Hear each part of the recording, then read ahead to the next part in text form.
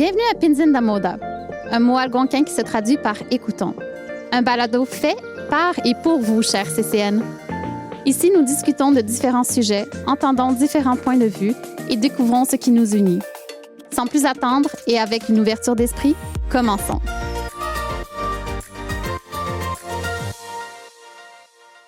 Bienvenue à ce premier épisode de Pinzin da Moda.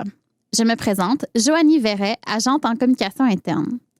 Je voulais lancer ce nouveau projet en me penchant sur le thème de l'innovation. Pour ce faire, quoi de mieux que demander à Mario Leduc de venir nous en parler. Bonjour Mario. Bonjour, je m'appelle Mario Leduc. Ça fait 21 ans que je travaille à la CCN. Le poste que j'occupe présentement à la CCN, c'est le chef d'équipe de l'équipe de support en TI, technologie d'information. Et j'ai aussi une autre partie de mon travail qui est un genre d'agent de liaison, je dirais, entre certaines directions de la CCN et les technologies d'information pour amener des nouvelles façons de faire ou pour prendre les demandes, analyser les demandes des directions, les besoins et de trouver une technologie qui va les aider à amener à leur succès. Il y a 21 ans et des poussières, ou 20 ans et des poussières, tu es rentré à la CCN.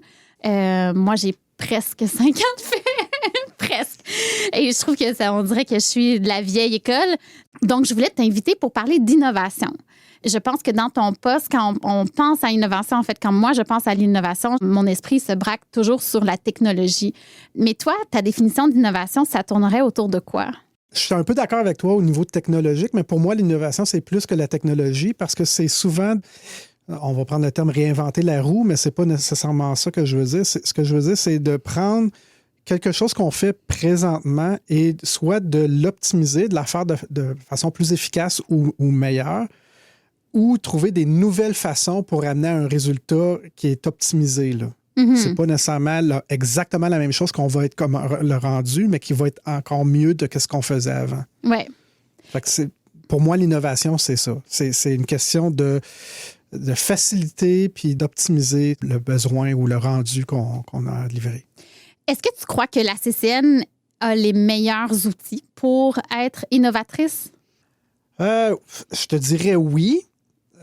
J'ai pas l'air convaincant dans la façon que je dis oui. En fait, ce que je veux dire, c'est dans la nature du travail que la CCN fait, on n'a pas le choix d'être innovateur et la CCN n'a pas le choix d'innover. Si on prend le canal rideau, on parlait de technologie tantôt, c'est pas nécessairement tout le temps la technologie qui est innovante. Le canal s'est réinventé à plusieurs reprises sur la façon de faire la glace, sur la façon d'entretenir le canal, ces choses-là. Fait que pour moi, c'est ce que je trouve intéressant, puis une des raisons pourquoi j'ai demeuré longtemps à la CCN, c'est un peu ça, c'est que la CCN se réinvente constamment. Et ça m'allume parce que je ne tombe pas dans un carcan où tout est pareil. Là, je fais juste étamper des feuilles, 500 feuilles par jour. Là, mettons. L'option création dans l'innovation, c'est quelque chose qui t'allume puis qui te tient c'est à important, oui. OK. Donc, qu'est-ce qui a le plus changé dans ta carrière? Tu sais, si je te demandais, supposons ton top 3 de technologies qui, pour toi, ont démontré une certaine innovation à la CCN. Je te dirais, c'est un peu international, mais c'est aussi à la CCN. Là. L'avènement du mobile, du sans-fil, du Wi-Fi, les appareils branchés, ça, pour moi, c'est la plus grande innovation qui est arrivée. L'Internet n'est pas demeuré juste pour faire des sites web. Parce qu'à l'époque, le World Wide Web, c'était un outil de communication, puis ça demeurait seulement qu'un outil de communication. Mm-hmm. L'Internet a vraiment migré sur plein de choses. Puis l'exemple, comment la CCN s'en est procuré ou l'a utilisé, on était, je vous dirais, dans les années 2004-2005, on avait des caméras sur le canal. On était un des premiers événements, je vous dirais, dans le monde à l'époque, là, dans des gros événements d'ampleur comme ça, d'avoir des canals qui diffusaient live sur Internet, de donner un aperçu de qu'est-ce que tu pouvais faire dans la capitale. Donc, si on revient au top 3, disons, donc tu as dit tout ce qui est mobile. Mobile. La deuxième chose que je te dirais, c'est l'adaptabilité. L'Internet ou la technologie s'est adaptée pour ne pas être pogné dans un carcan donné. Au début du web, tu avais une page web, puis tu devais la consommer dans un format X qui était très défini. L'avènement des cellulaires et surtout quand le iPhone est arrivé, parce que là, c'était vraiment visuel. Il y avait le BlackBerry avant, mais BlackBerry n'était pas... il l'a pas poussé aussi loin que le iPhone le fait à l'époque. A fait en sorte qu'il fallait repenser comment on faisait nos sites web. Mm-hmm. Là, je fais souvent des exemples avec le web parce que c'est ma oui. deuxième nature. Là. Mais c'est ça. Donc, il aurait fallu repenser comment on codait pour que lorsque tu consommes la page web sur un écran géant, sur un plus petit écran, sur un téléphone mobile, sur une tablette, sur n'importe comment, bien, il faut que le contenu s'adapte et soit consommable. Oui, juste une parenthèse, là, j'ai vu les chiffres dernièrement là, de notre site web actuel et la grande majorité des utilisateurs le consomment sur mobile. Ouais.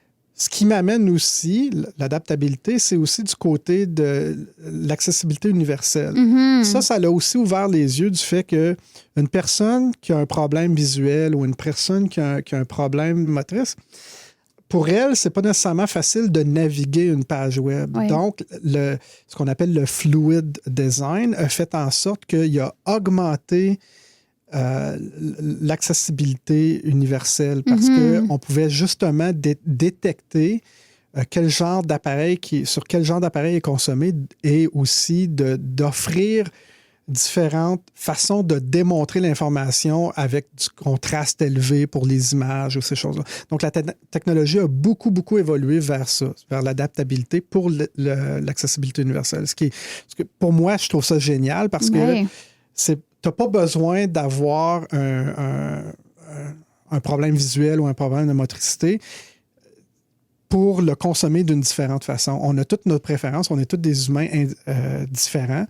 Donc, si moi, je préfère lire une page avec un fond noir et un contraste blanc et noir, bien, il y a une façon de coder des choses sur l'Internet pour t'offrir ça. Là. Mm-hmm. Et de plus en plus, c'est la norme. Là.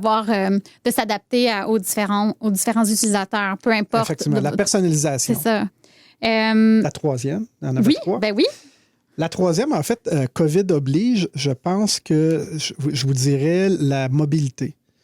Tantôt, j'ai parlé d'appareils mobiles, mais là, mobilité dans le sens qu'au début de ma carrière, tu te devais d'avoir un ordinateur de bureau avec un écran et une place et une chaise assise. Oui. La mobilité a fait en sorte, dans les dernières années, que c'était disponible d'avoir un laptop avec le Wi-Fi, tout ça, et de faire du télétravail. Tu n'as pas besoin d'être nécessairement au bureau physiquement pour faire le travail que tu as à faire. Fait que ça fait, je vous dirais, ça fait au moins 10 ou 12 ans que ça existe. Mais le gouvernement fédéral, je pense qu'il était un petit peu peureux d'offrir, il y avait froid, d'offrir ça. Mm-hmm. Mais COVID oblige, ça l'a vraiment... accéléré, là. C'est plus qu'accéléré, c'est... Forcé. Ça nous a forcé à s'adapter à ça. Mais on était déjà là. On était prêt à le mettre en œuvre. Donc, au niveau des TI, pour nous autres, oui, ça a été une bousculade au départ pour le mettre en œuvre, mais l'infrastructure informatique était déjà prête. On avait déjà, je vous dirais, près de 80% des employés qui étaient déjà sur des laptops. Ouais. Donc, on n'avait pas à redéployer des laptops aux gens, ou à très peu, dans le fond. Et l'infrastructure de connexion Internet entre le laptop et les bureaux de la CCN était déjà en place. Ça faisait partie de notre plan de recouvrement de désastre, là. On n'avait jamais testé, mais là, ça nous a mis dans une situation réelle de test. Ben oui. Ouais. On est encore dans la pandémie en ce moment, là, mais ça va faire presque 1 an. On est en janvier. Est-ce que tu trouves que les technologies de l'information étaient solides? Quelle note tu donnerais à ce déploiement-là? Moi, je nous donnerais 8 sur 10. Je pense que c'est une très bonne note. On était prêts, comme je disais. Ça nous a bousculé de le mettre en œuvre plus du côté utilisateur, de la formation et montrer aux gens comment se brancher.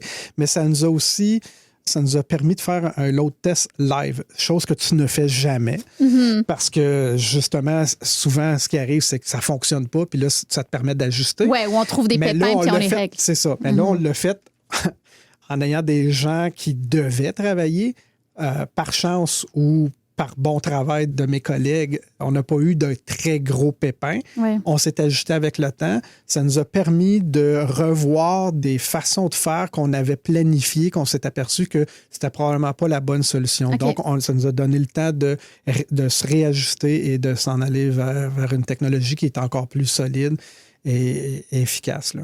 OK. Dans ton poste actuel, quelle place est-ce que tu vois à l'innovation? C'est à tous les jours, les minutes, les heures. J'ai la chance, dans le poste que j'occupe, d'avoir 2 chapeaux, celui de support et celui de chercher à offrir de l'innovation aux directions là, selon leurs besoins. Ça va être comme le pont entre un client qui aurait un besoin technologique et la réponse ou la solution possible. Oui, c'est effectivement. C'est moi, Ashbina John et Bruno Michel, qui est mon patron. Alors, nous 3, on représente chacune direction ou les directions de la CCN. Puis, à quelques intervalles, on se rencontre dans l'année on détermine leurs besoins. Puis, nous autres, on retourne pour voir s'il n'y a pas une solution technologique potable et efficace à leur offrir. Des fois, on l'a déjà de disponible, mais les gens sont juste pas au courant. Fait qu'ils connaissent pas notre portfolio de solutions, dans le fond. Fait que c'est l'avantage qu'on a d'avoir un petit groupe qui s'occupe de faire ça. Mais c'est aussi notre rôle de trouver, si on ne l'a pas dans le portfolio, de trouver une façon de l'offrir. Hey, j'ai une question juste comme ça. Est-ce que les TI ont de plus grands accès que comme les autres? Bien évidemment, bien évidemment. Non. Ici, il faut dire, certaines personnes dans les TI ont plus d'accès. Okay. Puis les accès qu'on a, c'est pour tester. Ouais. C'est pas parce qu'on se donne des privilèges dans les TI. Je pense pas qu'on se donne des privilèges parce que tu as fait partie d'un projet pilote à l'intérieur de Teams. C'est vrai. Teams, ça fait à peu près, je dirais, 1 an et demi, 2 ans qu'on l'a à la CCN. Oui. Il y avait quelques personnes qui avaient été identifiées pour le tester. Et les projets pilotes, c'est jamais juste les TI qui vont le faire parce qu'on n'est pas... On se sert pas bien, là. Non, vous n'êtes pas les bons utilisateurs. Ça n'a pas rapport au TI, ça a rapport en tant que personne humaine. On n'est jamais les meilleurs pour s'auto-critiquer. Donc, ça va tout le temps être fantastique pour nous. Puis on ne trouvera jamais les bugs, on va les régler. C'est une déformation professionnelle dans les TI, là. Fait que c'est pour ça que c'est important qu'on utilise des gens dans leur milieu de travail réel pour faire des projets pilotes puis tester de la technologie. Juste une parenthèse, je trouve ça vraiment inspirant de parler. Quand je te parle d'innovation, les gens ne le voient pas, mais tu as comme des étoiles dans les yeux ou comme des grelots dans la voix, mais il y a comme une excitation qui transparaît. Mais si j'avais te demandé ta vision à court, moyen et long terme de l'innovation dans le poste que tu occupes en ce moment, qu'est-ce que ce serait? Là, je vais vous donner ma vision personnelle parce que je ne vais pas donner ma vision professionnelle parce que on la connaît, elle est diffusée sur l'Intranet, les gens peuvent aller la lire, mais ma vision personnelle pour mon équipe et pour les utilisateurs de la CCN, c'est d'amener le bureau d'aide en TI à un autre niveau. Présentement, pour obtenir de l'aide, il faut que tu appelles ou que tu envoies un courriel au service d'aide en TI. Oui. Moi, j'essaie tout le temps de faire en sorte que l'utilisateur soit en mesure de se servir lui-même. Donc, exemple, changement de mot de passe. On a tous à vivre ça tous les 3 mois. Je trouve ça ridicule que quand il y a un problème... Je trouve ça ridicule que quand il y a un problème, que l'utilisateur soit obligé d'attendre qu'un technicien soit disponible pour régler le problème. Oui. Il y a une possibilité d'automatiser ça. OK. Fait que ma vision, c'est d'amener toutes ces façons de faire concrétisées, là, de le mettre en œuvre. Puis de là à venir à avoir, puis il n'y a rien d'innovateur dans ce que je veux dire présentement, mais c'est qu'on ne le fait pas à la CCN. C'est d'avoir un portail de questions-réponses, de solutions. Donc, au lieu d'appeler mon équipe, on va sur le portail, on commence à entrer des mots-clés, à définir c'est quoi notre problème. Et tu as une liste de solutions qui apparaît. Puis s'il n'y a rien qui convient à ça, là, tu peux discuter avec quelqu'un. Je comprends. Ou entrer une demande à notre service. Le côté innovation là-dedans, c'est l'intelligence artificielle. OK. Parce que ça, c'est fait à partir d'intelligence artificielle. Donc, on catalogue tous les problèmes auxquels on fait face, de notre côté Ouais. chez au TI. Puis, on a un robot en arrière qui essaie de trouver la meilleure solution à mesure que tu me décris au robot ton problème. Oui. Et ça, tu penses, moi, ça m'intéresse vraiment, comme ça me stimule vraiment d'avoir cette conversation-là avec le robot ou, en fait, d'avoir peut-être des réponses plus rapides à mes questions qui, des fois, sont très simples. Tu vois ça implanté dans combien de temps à la CCN? C'est peut-être la question qui tue. C'est la question qui tue parce que ça, c'est ma vision personnelle. Ouais. C'est où est-ce que je vais amener. Mais je peux pas faire passer ça avant les besoins de la CCN. Je comprends. Les grands besoins. C'est ça. Donc, on a tout le temps le combat ou le débat d'essayer de faire du lobbying pour nous autres mêmes quand on sait bien que les projets, c'est pas moi qui ai défini. Là. Ça vient de plus haut, puis ça nous descend, puis on les fait. Mais c'est interrelié parce que plus j'offre un meilleur service aux utilisateurs, plus on va avoir plus de temps pour faire d'autres projets et aussi l'utilisateur va avoir plus de temps au lieu d'attendre après nous autres pour qu'on règle son problème. Effectivement. Fait que c'est comme un catch-22, je dirais, là, mais écoute, je pense que j'ai l'oreille de mes gestionnaires et de ma gestion pour ça. C'est un projet un petit peu plus à long terme parce que c'est important de mettre les bases. Oui, d'avoir les bonnes questions, d'avoir le répertoire. C'est pas juste d'avoir les bonnes questions, c'est aussi d'avoir une bonne structure avant de commencer à entrer de l'information sur les questions et sur les solutions. Fait que ce projet-là de portail, là, tu me dis que c'est à long terme. Moi, à long terme, c'est combien de temps en année? Comme 5 ans? En fait, ma vision personnelle, encore une fois, moi, je vous dirais 18 mois, 24 mois, là, ça serait en œuvre. En œuvre? Ouais, wow! Ça serait comme les premières ébauches là, que les utilisateurs pourraient faire. Wow! Je trouve ça vraiment intéressant d'avoir cette vision-là de l'innovation qui est peut-être plus tangible, là, où les utilisateurs, en fait, le vivent à chaque jour quand tout le monde peut travailler de la maison facilement, sans avoir à venir au bureau. Puis je vais te remercier d'abord d'avoir été mon premier invité à ce projet de balado. Mais je voulais aussi en profiter pour remercier ton équipe. Donc, tout le bureau de service des TI. Personnellement, moi, je trouve que vous avez déployé des efforts très, en fait, considérables et qui sont toujours dans l'ombre. Hein? En fait, quand c'est pas dans l'ombre, c'est parce qu'il y a un pépin, donc on vous voit à l'œuvre. Mais vous êtes vraiment des joueurs de coulisses qui font en sorte que moi, je peux faire mon travail tous les jours très facilement, sans vraiment d'anicroche. Donc, c'est ce qui conclut mon premier épisode sur l'innovation. Merci encore, Mario. Merci beaucoup, ça me fait plaisir. Merci d'avoir été là pour cet épisode de Pinzin Damoda. Nous aimerions conclure en soulignant que nous sommes ici en territoire traditionnel de la Première Nation algonquine. N'oubliez pas d'envoyer vos commentaires ou vos idées à votre équipe de communication interne. À la prochaine!